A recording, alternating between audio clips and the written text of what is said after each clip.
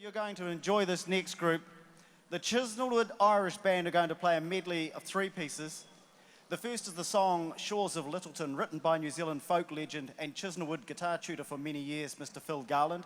The song tells the story of settlers arriving on the shores of Littleton, starting with the workers who arrived on the Lady Nugent and built the bridle path, then later the 4 ships which brought the pilgrims who settled on the Canterbury Plains. We hear Celtic cultural sounds of those settlers in this piece.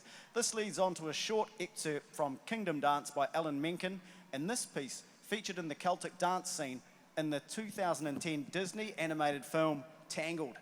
The medley finishes with a traditional Shetland reel. Welcome to the stage, please, the Chisnallwood Irish Band.